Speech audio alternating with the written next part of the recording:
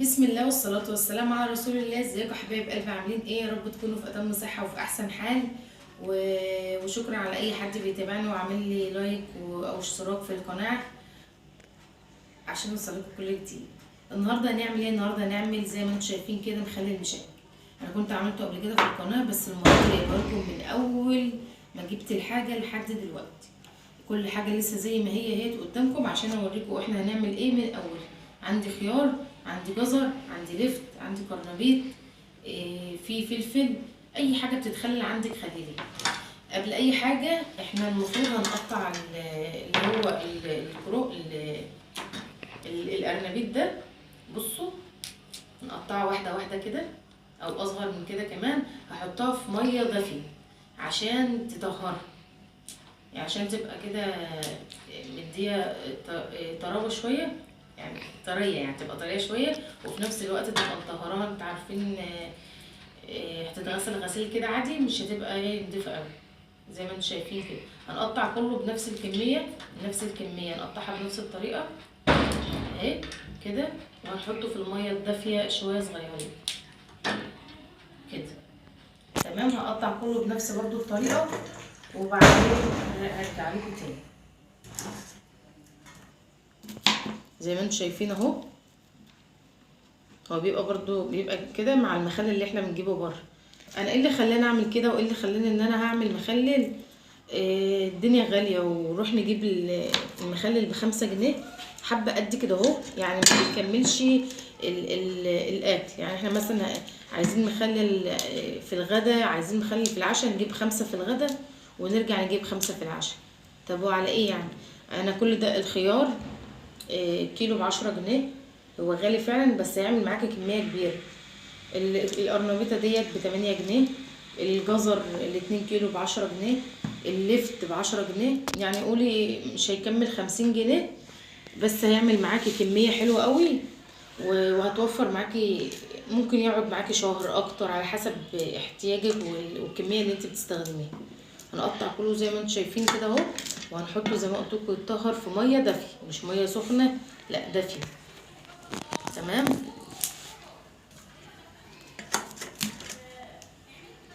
اخلص الكميه كلها وارجع لكم تاني.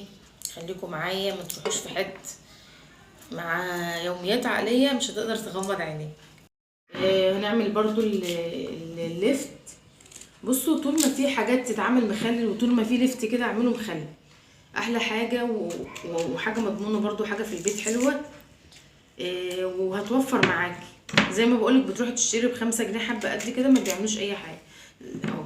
تعملي اللفت كده وتجيبي مثلا قطعه زي دي اهيت، وتقومي عامله الشكل كده. تعالي سلمي هنا شويه اهو، اي شكل انت عايزاه، طويله مثلا، رفيعه، مثلثه، زي ما تطلع معاكي اهو بالشكل ده كده. مش عايزه وما عندكيش ديت عادي خالص بالسكينه اهو اهو. بس احنا بندي عشان تبقى يعني شكلها احلى، يعني البتاعه ديت حلوه اهيت، واحنا بنقول لما تبقى إيه بالشكل ده بتبقى شكلها مديها شكل برضو اكنك شارياه من بره، ومش هتحس بفرق ان انت اللي عاملاه ولا انت شارياه من بره. الفرق الوحيد اللي انت حاجه تحت عينيكي وانت اللي عاملاها وفي نفس الوقت موفره معاكي. افرضي انت عايزه مخلل وانت مثلا معكيش 5 جنيه، ساعات بيجي عليا اوقات ببقى عايزه ملح ومش لاقيه، يعني مش معايا جنيه، مش اقول لك. وساعات الطبخه زي على طول تقول لي كده، على طول تقول لي ممكن الطبخه تبوظ عشان خاطر بجنيه ملح. فعشان كده على طول بتقعد تقول لي زي ما قلت لكم قبل كده، لو انت في السوق وراجعه ومعاكي فلوس فاض مثلا 2 جنيه 3 جنيه، وانت راجعه كده هاتي كيسين ملح سيبيهم في المطبخ، هاتيلك مثلا ربع فلفل، كمون، مش شرط ربع.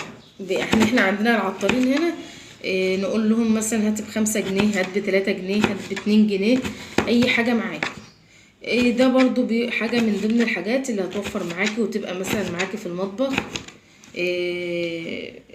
مش هتحسي بيها وفي نفس الوقت هتبقى خلاص هي معاكي في المطبخ، مش الطبخة مش هتقف عليها زي ما بيقولوا، ويبقى عندك استبن. انا ساعات الولاد ما بيبقوش هنا، وانا عايزه ملح، عايزه فلفل اسمر، هضطر ان انا البس واطلع بره عشان اروح اجيب. ما انا ما خدتش بالي ان مفيش مثلا. انما طول ما انت بتجيبي الحاجه على الحاجه مش هتحسي ان انت محتاجه، وعلى طول هتلاقي الحاجه معاكي. هنعمل بقى كله بنفس الطريقه ديت، بس عشان الكميه زي ما انتم شايفين كبيره، وانا مش عايزه برضو اطول الفيديو عليكم. هخلصه كله وارجع لكم تاني. كده زي ما انتم شايفين خلصنا كله اهوت. ده اللفت كله اهوت قطعته زي ما انتم شايفين بنفس الطريقه اللي قلت لكم عليها اهيت. هخلص بقى الكميه كلها زي دي، يعني انا كده خلصت اللفت اهو، اقوم سايباه على جنب. هاخد مثلا وليكن الخيار برضو نفس الكلام. الحاجه يا جماعه تبقوا غسلينها الاول كلها الاول، وبعد كده اصلا هنغسلها تاني، يعني بعد ما نخرط هنغسل تاني. هتعملوا مثلا بالشكل ده كده مدور كده اهو، او لو الواحده مثلا كبيره، مفيش حاجه هنا كبيره، لو مثلا الواحده كبيره هتقطعوها بالطول بالعرض، تقطعوه كده اي حاجه. بس ده صغير فانا هسيبه كله ايه مدور كده زي ما انتم شايفين كده. وانت بتنقي الخيار ما تنقيش الخياره الطريه عشان إيه ما يبص بسرعه في المخلل. نقي الخياره اللي هي الناشفه خالص، اللي شوفوا بصوا بتبقى ناشفه كده اهي، تبقى الرفيعه الصغيره الناشفه دي بتبقى ناشفه وحلوه عشان خاطر المخلل لو قعد كتير عندك ما يجرالوش حاجه، ولا يدبل بسرعه ويبوظ، ولا يبقى زي المهري كده ولا اي حاجه. تمام. هخلص برضو الكميه كلها وارجع لكم تاني عشان بس ما اطولش عليكم الفيديو. دلوقتي كمان الجزر خلص اهو زي ما انتم شايفين. الخيار خلص، والارنبيط طلعته من الميه اهوت. هو بس عشان يبقوا شايفين بقى النظافه بتاعته بقى نضيف وحلو ازاي. بيطهروا بس الميه اللي هي الدافيه بتطهر. وكمان اللفت اهو زي ما انتم شايفين. يبقى كده عندنا اللفت والخيار والارنبيط. ما عادش بقى فاضل غير ايه، غير الجزر. برضو الجزر هنعمله بنفس الطريقه اللي احنا بنعمل بيها اهو. نقوم جايبه السكينه. طبعا الجزر بيتقشر يا جماعه، انا قشرته الاول، سلمى اللي قشرته عشان ما اضيعش مجهود. هتعمليه كده اهو، واحده او اتنين على حسب. انا جايباها كبيره عشان اعرف اتحكم فيها وانا بقطعها. تعالي سلمى هنا كده اهو نفس الكلام اهي. تقوم عامله كده برضو، عايزه تخليها صغيره كده ماشي، عايزه تخليها طويله برضو ماشي.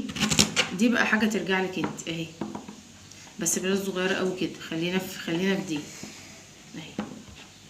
هخلص برضو نفس الكميه، انا مش عايزه بس اطول عليكم الفيديو اهو. عايزه بقى ان انت يعني تكليف في خلال 3-4 ايام هتحطي له ميه دافيه. عايزه تسيبيه براحته خالص، بس يعني احنا مش عاملينه عشان نسيبه براحته. فانا هدفي ميه عشان تبقوا بس عارفين وتبقوا معايا كده. هدفي ميه عشان ننجز كده وناكله بسرعه. هقول لكم بقى حاجه، يعني انا دلوقتي وليكن مثلا الحبه دول اللي بيجوا ب5 جنيه يا جماعه. حبه زي دول ما يجوش ربع خيرايه، دول اللي بيجوا ب5 جنيه. مع حبه دول اهو، وليكن يعني ان كده الحبه دول كده ب5 جنيه مع قرن فلفل. دول بس حبه ب5 جنيه، وليكن هو بيبقى اقل من كده، بس انا هقول ان دول ب5 جنيه. شوفوا هما دول بس كده يبقوا ب5 جنيه. شوف انا هعمل كام، صوري يا سلمى. شوف انا هعمل قد ايه، كام 5 بقى بالحبه دول كلهم. فعشان كده بقول ان كده احسن. تمام. هخلص بقى الكميه كلها. طبعا يا جماعه انا هغسل الحاجات دي تاني كل حاجه لوحدها بعد ما اخلص قبل ما اخللها. تمام. هخلص بقى الجزر هخرطه وبعدين ارجع لكم تاني. كده خلصت كل حاجه وغسلتهم. الجزر اتخرط اهو زي ما انتم شايفين، والخيار زي ما انتم شايفين اهوت، والقرنبيط واللفت. ومعانا بقى الحاجه اللي احنا هنحطها، وده برضو اختيار، انت ممكن تحط ملح بس عادي. عندي دقه اهيت كنت عاملاها، وعندي حبه البركه عايزه تحطيها ماشي، مش عايزه خلاص. عندي كمون، عندي شطه، عندي كزبره ناشف، وطبعا الملح والخل والميه الدافيه. وما تنسوش ان انتوا تحطوا بصل، لو عندكم بصل صغير حاجه زي كده تعملوها، ما عندكوش اعملوا كده، قطعوها كده زي ما انتم شايفين. والفلفل. تمام. معلش بقى ان انا هكمل بصوتي هنا، للاسف ما بعرفش اعمل فيديو عشان الولاد اللي داخل واللي طالع واللي عمال يتكلم. المهم انا هعمل بقى المخلل اللي هحط الكميه كلها على بعضها، يعني حبه من القرنبيط على حبه من الجزر على حبه من اللفت والخيار، واقلب كله في بعضه، وبعدين هحطهم في البرطمان اللي انا هخليهم فيه. مش شرط يكون فيه برطمان على فكره، انت ممكن تعملي في اي حاجه عندك، يعني ما تعقديش الدنيا ولا تقولي مثلا انا ما عنديش حاجه انا هعمل في ايه. اعملي في اي حاجه ان شاء الله يكون في طبق عادي يعني. هقلب كله في بعضه زي ما انتم شايفين كده. طبعا بعد ما خلصت تقطيع الكميه كلها، قمت غسلت كل حاجه لوحدها تاني عشان طبعا يبقى نضيفه، يبقى مثلا مفيش حاجه من ايديكي اتلوثت او حاجه. وطبعا ايدي كل شويه في الميه وغسلتها تاني وانا بغسل الحاجه بعد ما خلصت، فايدي نضيفه عشان كده بقلب بيها يعني عادي. وكله يعني بيشتغل بايده زي ما انتوا عارفين، وبعدين ده مخلل يعني. زي ما انتوا شايفين انا هعبي البرطمان ده يا جماعه تقريبا كده 7 كيلو متهيألي، ياخد 7 كيلو حاجات يعني. فعبيت فيه الكميه اهوت ويا دوبك كفه يعني. البرطمان ده اتملى بالعافيه يعني، لسه فيه كتير تاني يعني. انا مليت البرطمان ومليت حاجه تاني. هنا كنت بقول لكم ان مش لازم تعبوا في برطمان، ممكن تعبي في طبق بلاستيك زي ده، او حتى في علب. عايزه تعملي مخلل اعملي، ما تتحججيش، ما تقعديش تقولي ده انا ايه ده انا كنت عايزه اعمل مخلل بس انا ما عنديش برطمان. ما تتحججيش، خليكي صرفت على الحاجات دي كلها 40 جنيه مثلا. البرطمان كمان قولي ب15 جنيه ولا حاجه، إيه يعني 55، وهتعملي بيه كل مره بقى، ويبقى الحاجه عندك وتحت ايديكي، ومش كل شويه هتروحي تعملي تجيبي مخلل من بره زي ما قلت لكم. جبت انا الميه الدافيه عشان طبعا احنا مستعجلين عليه عايزين ناكل منه. مش مستعجلة عليها، تحط مية وتسيبيه يستوى براحته، ممكن يقعد اسبوع، ممكن يقعد اكتر. انتوا عارفين الجزر بياخد وقت يعني. جبت المية الدافية، حطيت فيها ملح، حطيت الشطة، كمون، حبة البركة والدقة، وكمان كزبرة ناشفة. الحاجات دي كلها بتدي طعم، بس انت مش عايزة تحطيها ما تحطهاش، عايزة تحطي ملح بس حطي. بس انا بتكلم ان هي بتدي طعم وبيبقى زي بره. حطيت برضو فلفل، وحطيت البصل زي ما قلت لكم عشان يبقى نفس المخلل اللي انتوا بتجيبوه من بره. المخلل اللي بيتجاب من بره فيه كل الحاجات دي. قلبت كله في بعضه.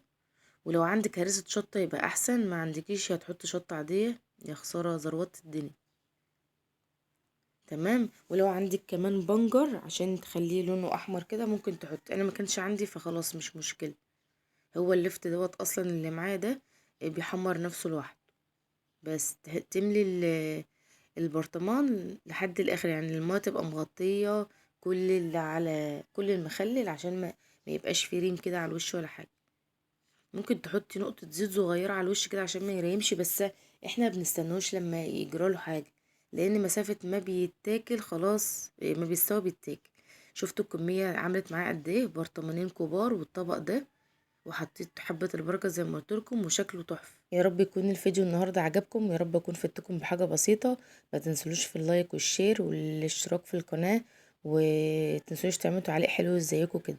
بشكركم وبتمنى اكون ضيفة خفيفة عليكم، ويا رب اكون بضيف لكم حاجة ولو بسيطة. بشكركم ومع الف سلامة، وربنا يخليكم.